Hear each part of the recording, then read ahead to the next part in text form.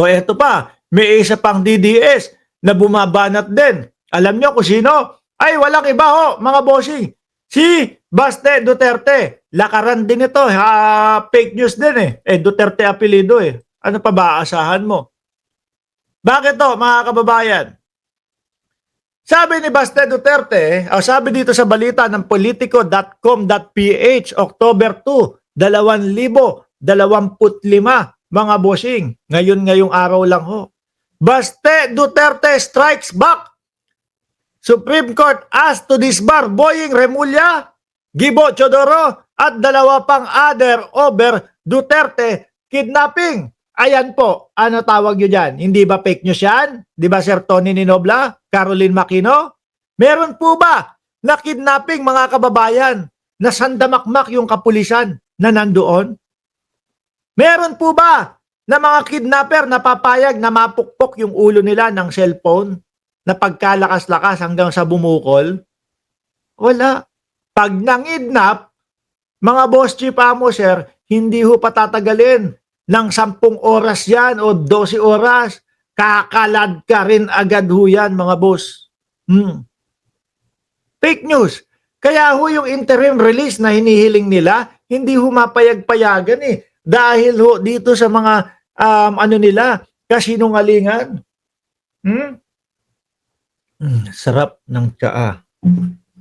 Dahil dito sa mga kasinungalingan, ano ba yung balita na yan? Sabi dito, a disbarment case has been filed before the Supreme Court SC on Thursday, October 2 against 4 government officials for their alleged involvement in the arrest of former President Rodrigo Duterte. Basura lang din no ang kapupuntahan niyan. Dahil kahit nasabihin mo na majority ng Supreme Court ay maka-Duterte, naku, mahihiya pa din yan sa mamamayang Pilipino.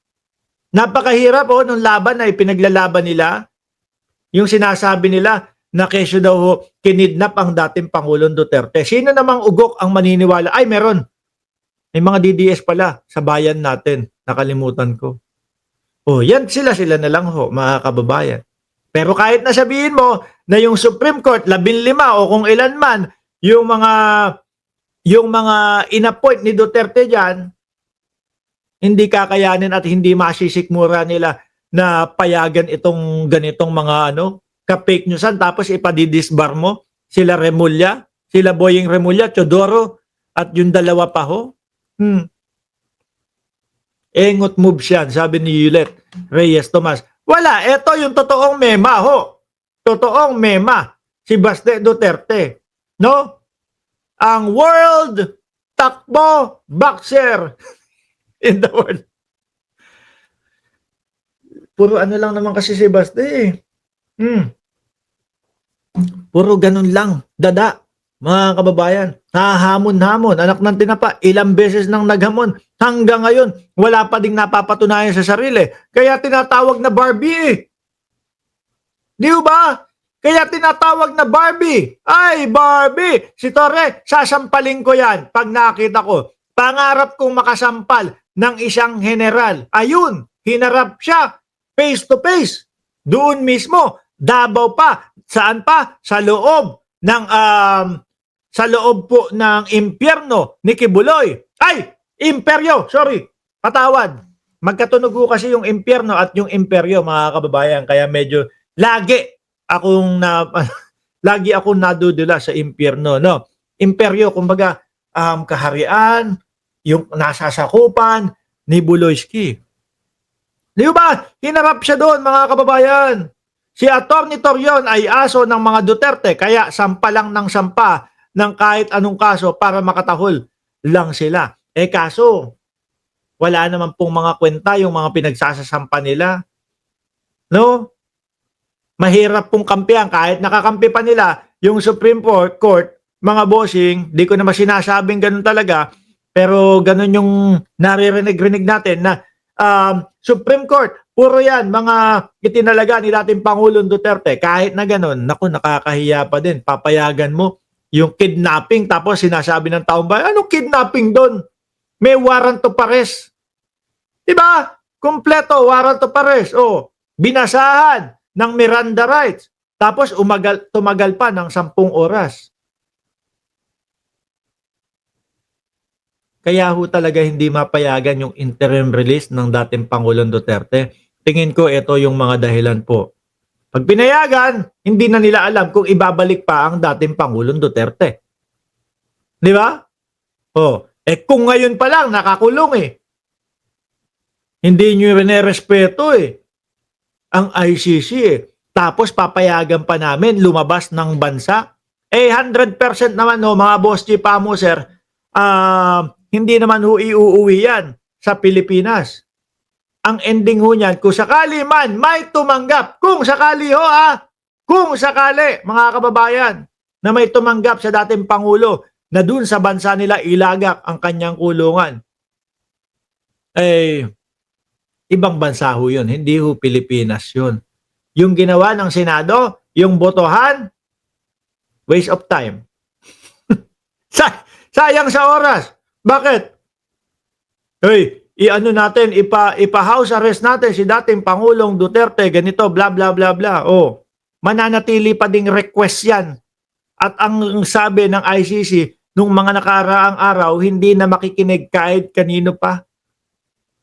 Di ba? Ang gulo nyo kasi, merong kidnapping, merong nabagok ang ulo ni dating Pangulong Duterte, merong walang malay ang dating Pangulong Duterte, tapos meron kang maririnig doon sa totoong mga nakapasok doon sa ICC. Maayos po. Maayos po ang tawag nito, kalagayan ng aking dating asawa. Very jolly po. Sino nga naman ang paniniwalaan? Di ba? Sino nga naman ang paniniwalaan, mga bossing? Natural, yung mismong mga nasa loob. Si Robin Padilla, Bartolina naman daw. Anak ng putek na yan. Muntik na ako madulas Alam niyo, mga kababayan, doon sa mga pagmumura, sobra. Kasi kami mga Marikenyo. Ayan, alam ng mga Marikenyo yan. Ano? Palamura ho yan Kaya kapag ako yung medyo, montik na, sasablay na. Buti na aagapan ko. Kaya kapag kami mga dumudulas, pagpaumanhin nyo na mga bossing, mapapamura ka naman talaga dito sa mga kilusan at mga style na nitong mga ito. Di ba?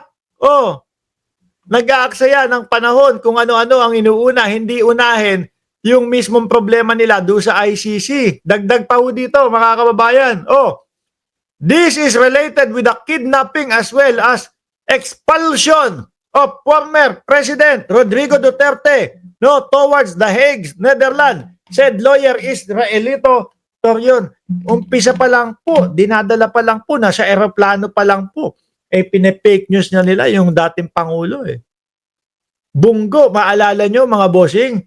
Sabi ni Bungo, napunta po doon, wala pong tsinela si dating Pangulo Duterte, wala pong walang sapin sa paa. Malamig po doon.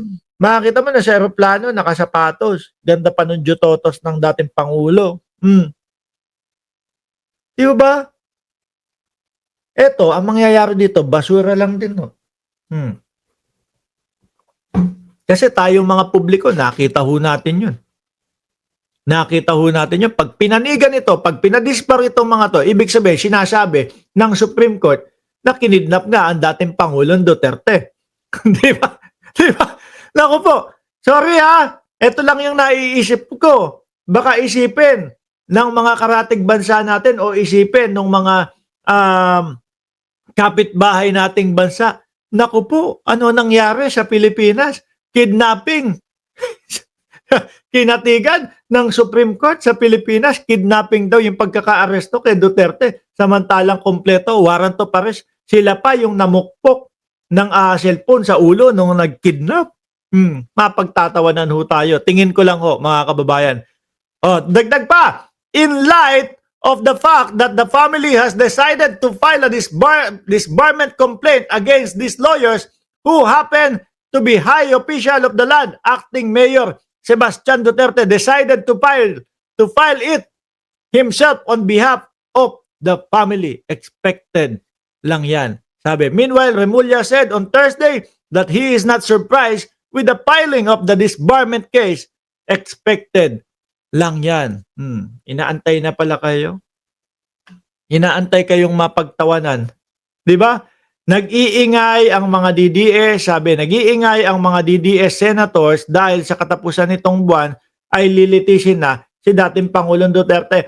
Kahit mag-ingay kayo dyan, kahit sabihin nyo pa kay Bongbong Marcos, pumunta ka Bongbong Marcos, doon sa labas ng ICC, maglupasay ka, sabihin mo pakawalan si dating Pangulong Duterte, hindi pa rin ho pakikinggan yan, mga boss.